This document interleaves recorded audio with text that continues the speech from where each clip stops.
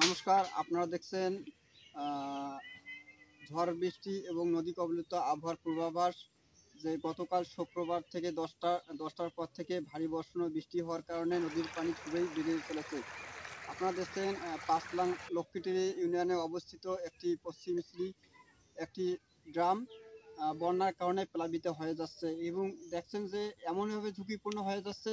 বন্যা যে বেড়িবাঁধটা রয়েছে, যে বেড়িবাঁধটা আর রয়েছে 1 ফিট। এই 1 ফিটের মধ্যে যদি এখনো পর্যন্ত যেভাবে বেড়ে চলেছে, আরও যদি অতিবৃষ্টি ভারী বৃষ্টি বেশি থাকে, সে কারণে খুব দ্রুতভাবে বেগে চলবে এবং ঝুঁকিপূর্ণভাবে এই রাস্তাটি এমন পর্যায়ে পড়েছে যে রাস্তাটি খুবই ঝুঁকিপূর্ণভাবে পড়েছে। তাই যেখান থেকে দেখছেন তারা তারা এগিয়ে আসবেন, কারণ এই বাঁধটা যদি আমরা আটকাইতে না পারি, তাহলে পিছনে যে বাড়িঘর বসত বাড়িগুলো জায়গা জমিগুলো আছে, সেগুলো কোনো ছিন্নভিন্ন হয়ে যাবে। কারণ এখনও যেভাবে বৃষ্টি এবং বন্যার পানি বেগে চলেছে, তাতে গ্রামটা টিকানো অসম্ভব।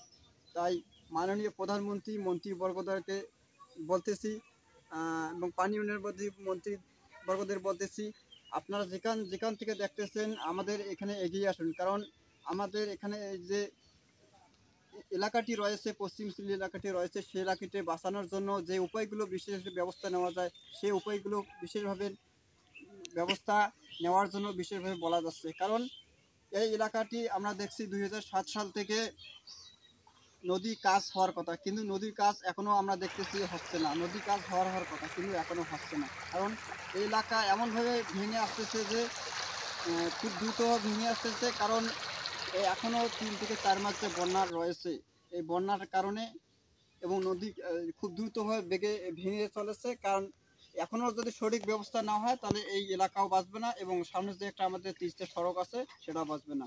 তাই তাই বিনীতভাবে অনুরোধ যাচ্ছি এবং এই এলাকাবাসীর পক্ষ থেকে আমি দেবক রায় বলতেছি,